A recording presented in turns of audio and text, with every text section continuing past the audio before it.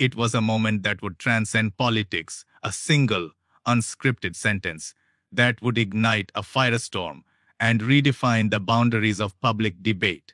This is the story of how a president's raw defense of a sacred promise became a national reckoning, proving that in the brutal arena of modern politics, the most powerful weapon is not a policy point, but a principle. The air in the Oval Office was thick with the managed stillness that precedes a major television event. General Marcus Thorne, a man whose loyalty to Donald Trump was forged not in politics but in a shared, profound respect for the military, stood ramrod straight. He held a leather-bound briefing book, its pages filled with poll-tested talking points and strategic pivots for the evening's town hall with military families. President Trump, however, wasn't looking at the book. His gaze was fixed on a small, unadorned silver frame on the corner of the Resolute desk. It held the photo of a young Army Ranger, his smile impossibly bright beneath his helmet. The photo was a gift from the boy's mother, a woman he'd met quietly, far from the cameras months earlier. She didn't want a memorial named after him, Marcus, the president said, his voice softer than the public ever heard it. He tapped the glass over the photo. She said, Mr. President, please don't let them turn my son into a statistic. Don't let them use his memory to score points. She told me his sacrifice was a private treasure, not a public weapon. He finally looked up at Thorne, his eyes hard. A private treasure. That's what she called it. He pushed the briefing book away. I won't need this tonight. I know what I need to say. Hours later, under the glare of television lights, that conviction was put to the test.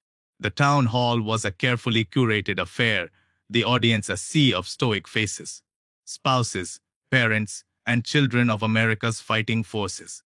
The moderator lobbed a question about foreign policy, and the network cut to its star political analyst, Pete Buttigieg, appearing via satellite on a massive screen behind the stage. Buttigieg was everything the modern political commentator aspired to be: sharp, articulate, and armed with a surgeon's precision for dissecting policy.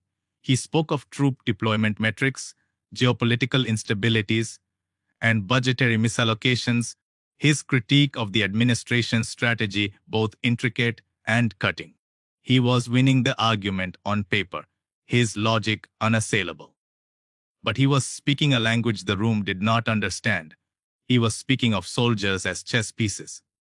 President Trump listened, his jaw tight. He watched the faces in the crowd.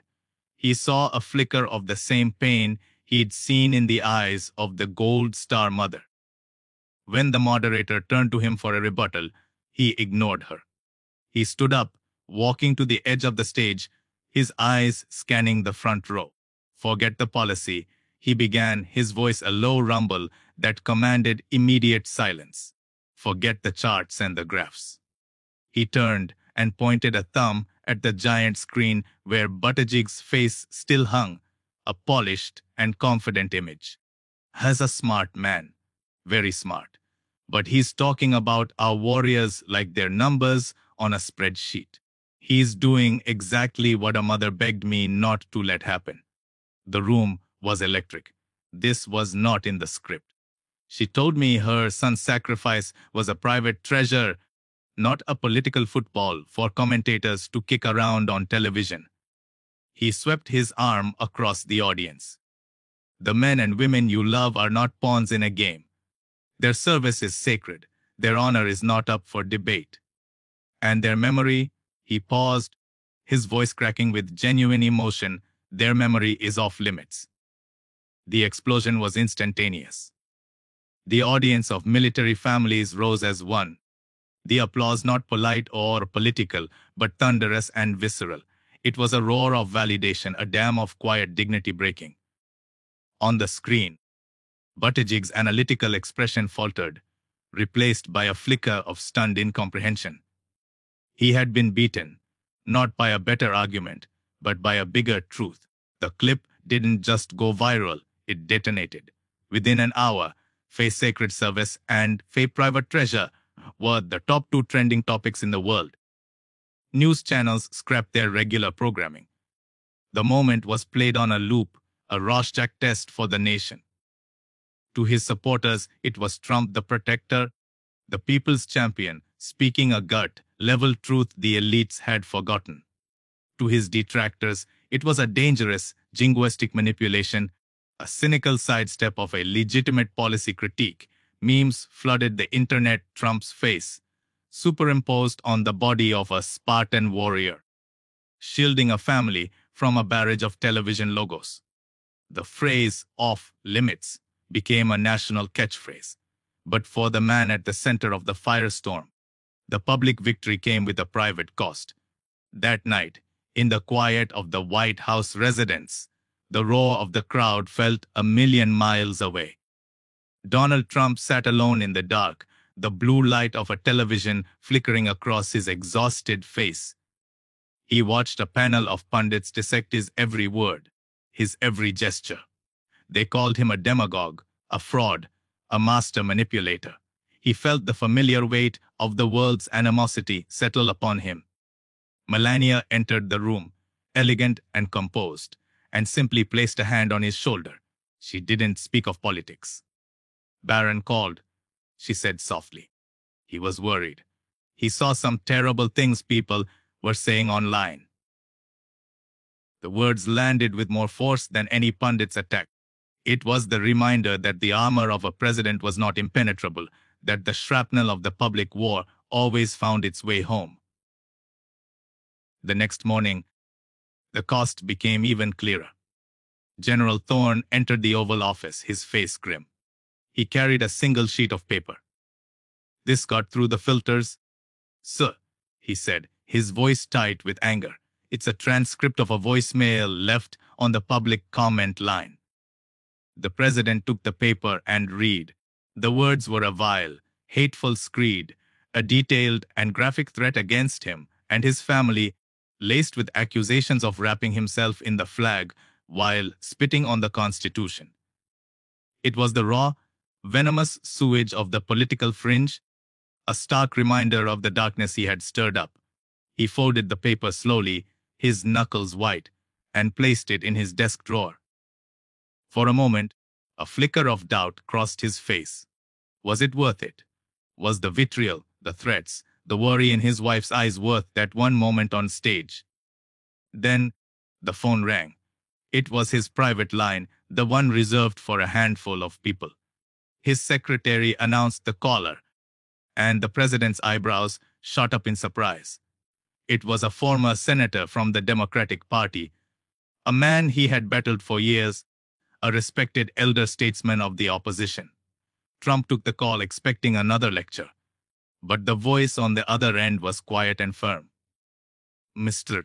President," the old senator said, "we will never agree on 99% of your policies. You know that." "I know that, but I watched you last night. My brother was killed in Vietnam, and for 40 years, I've listened to people like that man on the screen use his memory for their own ends. What you said needed to be said. Some things are bigger than party. You were right." The call ended. Donald Trump sat in silence, the weight on his shoulders suddenly lighter. The doubt vanished, replaced by a steely resolve. The hatred didn't matter. The threats didn't matter. The approval of an old enemy, a man of principle, was the only poll that counted. It was the confirmation that his compass was true. He buzzed General Thorne. "Marcus," he said, his voice now clear and strong, "get the head of Veterans Affairs on the phone. I want to create a new presidential commendation. We'll call it the Private Treasure Award. It's for families who show extraordinary dignity in the face of public exploitation. And I want the first one to go to that Ranger's mother." He was no longer just reacting. He was building a legacy from the moment, turning the viral spark into an institutional flame. The confrontation at the town hall did more than just create a political moment. It started a conversation. In diners and on factory floors, in boardrooms and in barracks, Americans began to talk about respect. They debated the line between patriotism and nationalism, between critiquing a war and dishonoring a warrior. For a brief, shining moment, the country was forced to confront how it spoke about its defenders, to ask itself if anything was still sacred. The president had not just won a news cycle, he had held up a mirror to the nation and forced it to look at its own reflection. In an era defined by division, can a single act of moral clarity still unite us, even for a moment?